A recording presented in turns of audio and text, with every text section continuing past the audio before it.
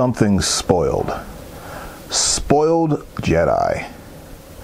Welcome back to Something Spoiled, folks. We've been away for a while, so we thought we'd come back and review a big one.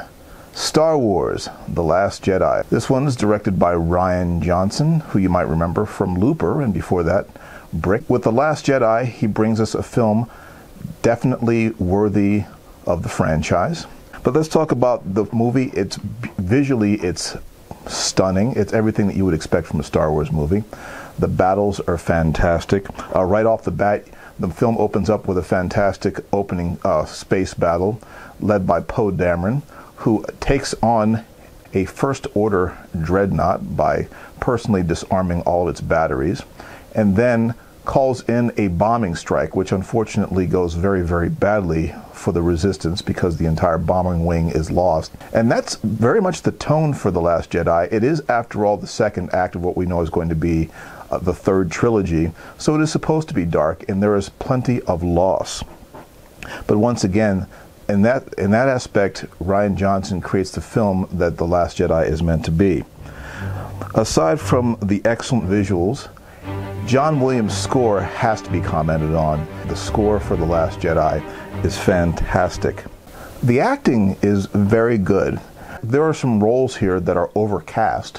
What I mean by that is they cast a big name to fill a very small or even seemingly insignificant role.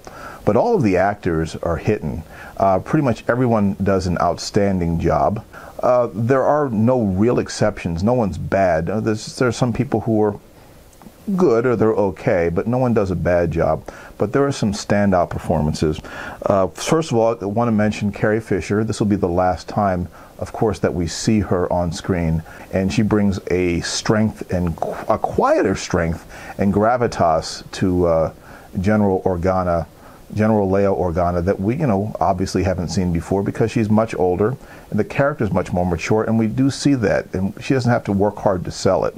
Well, we definitely get to see Poe Dameron a lot more in Episode 8, and it is definitely rewarding because it gives Oscar Isaac a chance to fill out his character. Poe Dameron gets a lot of screen time, and Poe has a lot to do. And Poe is, aside from filling the hotshot flyboy Han Solo role, he's a bad boy in other ways. He starts a mutiny, actually. Daisy Ridley is good. She is good as Rey. She doesn't really extend the character much beyond what you would expect. Rey is, of course, the vehicle for the story, and she's on her journey. And she gets to do a little bit more, but once again, Ridley is solid and competent as Rey, and she delivers everything that you would expect her to deliver. Adam Driver, however, I was not crazy about Adam Driver in The Force Awakens. For me, he stopped just short of being a big spoiled brat. But I wasn't, and maybe I just wasn't paying enough attention, or I just didn't get it. But for me, watching Adam Driver as Kylo Ren in The Last Jedi is a complete 180. The best moments for me are when he's not speaking. You can just see so much going on through just his eyes. He does rise to become the new supreme leader of the First Order, and it's something that the journey itself is a little surprising as to how it gets there, because it means that he has to step over Snoke's dead body, which he, by the way, cuts in half, something that I have a little bit of issue with, but I'll talk about that in a second. But I loved Adam Driver as Kylo Ren / Ben Solo in this movie, and I look forward to seeing what he does with that character. John Boyega is once again good, and he's absolutely interesting to watch, which is really necessary because his particular story arc in The Last Jedi is not all that interesting to watch.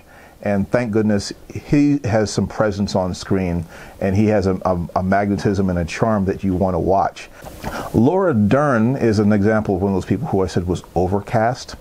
She plays Vice Admiral Holdo, and when she first shows up, it's kind of out of nowhere. It's like, oh, Laura Dern's in this movie. What's she doing? And she pops in to take Leia's place because Leia is now in a coma because she was blown out into the vacuum of space. And so she's unconscious at this point. So Vice Admiral Holdo takes over, and she basically is set up to be completely unlikable, as she butts heads with Poe Dameron. And by the end, though, she sacrifices herself to save what's left of the handful of resistance fighters.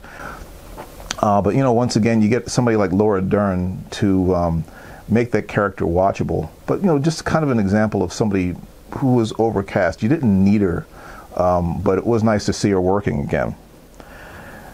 Gwendolyn Christie was criminally underused. She was underused in The Force Awakens, and she's used even less in The Last Jedi. They should have just left her out of Episode 8 altogether and just brought her back for Episode 9, because it's Brienne of Tarth, for crying out loud. Let the woman do something. Benicio del Toro is another example of someone who's overcast. And once again, you know that Benicio del Toro is going to do an outstanding job at whatever he does, and he does a good job as DJ, the Man in Black. But once again, he was part of that whole Finn Rose story arc, which kind of really went nowhere and did nothing. So he shows up, pulls a little sleight of hand, sets himself up to be a code breaker. They're looking for a specific code breaker when they go to this casino planet, and he shows up as a code breaker, clearly capable of doing what they want him to do. But things kind of go sideways, and he sells them out the first chance that he gets. And, you know, once again, it was Benicio del Toro making sure that he doesn't suck in a small role that could have been given to nearly anybody. Good to see him, yes, but once again, they probably could have saved some money. Kelly Marie Tran is introduced in this movie as Rose, and, you know, she's okay.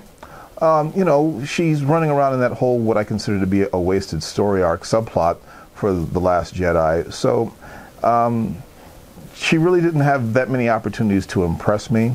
Perhaps we'll see something a little bit more interesting for her to do in Episode 9. But, you know,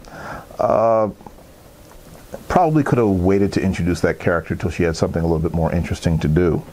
That brings us to Mark Hamill. Now, Mark Hamill is probably... I've never seen him better on screen, certainly as Luke Skywalker. He has a lot to do. Mark Hamill was very vocal about, he disagreed with the direction that Rian Johnson wanted to take the character. And I've seen the movie twice now, and I have to side with Mark Hamill. There is a lot of things that Luke had a chance to do, as far as being, he was, you know, he's old, he's a middle-aged character. He's broken, he's grumpy, he's cranky, curmudgeonly, and all that's fine and well and good, and, you know, there's a lot of different ways you can justify that. But the one decision that they made with the character that kind of sets up the Kylo Ren story arc is that Luke sensed this growing darkness in him and decides that he should be killed. That just does not line up with a character whose defining act from the original trilogy was to risk everything to turn his father back to the good side. After one meeting, these guys met and fought one time, and Luke sensed that there was still good in him, and he risks everything to save his father, to bring his father, Anakin Skywalker, who is now Darth Vader, the most feared man in the galaxy, back to the good side.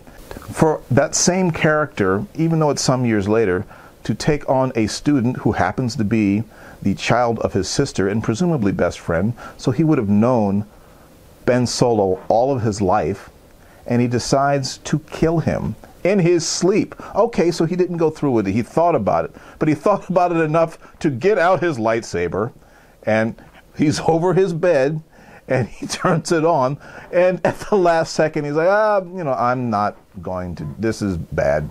It's wrong, it's bad form. But, you know, it flies completely in the face of everything that we know about that character. I genuinely disagree with it. It just doesn't match up with what I know to be the Luke Skywalker that I grew up with. But Mark Hamill sells everything beautifully. I think he did an outstanding job of bringing us an older Luke Skywalker. Domhnall Gleeson as General Hux just cracks me up pretty much any time he's on screen. I love his barking. I love his sniveling. I love when the other Force users just smack him around like a rag doll. So something else I thought was really cool was the Yoda cameo. It was so cool to see Yoda come back. And that scene was very pivotal. Obviously, it was meant to be a turning point for Luke. But man, it was so cool to see Frank Oz performing Yoda again. They brought the puppet back. They dusted the puppet off or maybe built him a new one. But Frank Oz was performing Yoda as he did in Empire and a little bit in Jedi. And that was really cool to see. But among the things I didn't like, once again, I mentioned that Snoke is killed very quickly. Way too quickly. And I'm not even crazy about the way he was killed. One other big disappointment for me was the fact that Luke never physically confronts Kylo Ren. He sends a force projection. Now, to me, that is sort of cowardly. Not cowardly in the fact that he was afraid to be killed. It struck me as being afraid to confront his failure. And you can certainly make an argument that it wasn't that you know, if he had shown up, he would have been blown to bits, and there would have been no confrontation.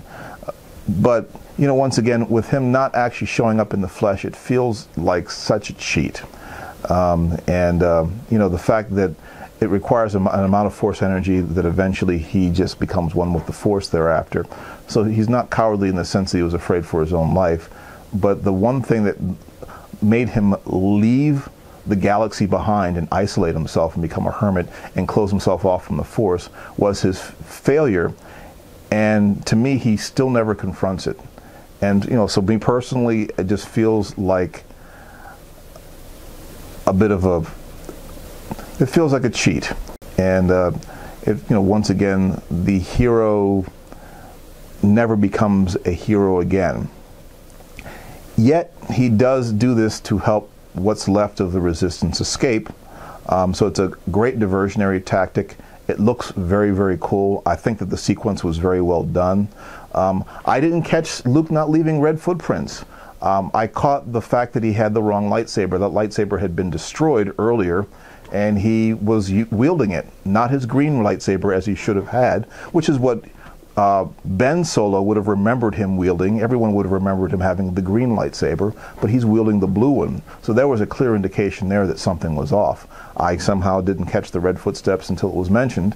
But, I mean, I thought that the sequence was outstanding, and it also set up the, well, actually, it followed one of my favorite scenes in the entire movie, and that was when the Falcon leads the TIE fighters away from the speeders.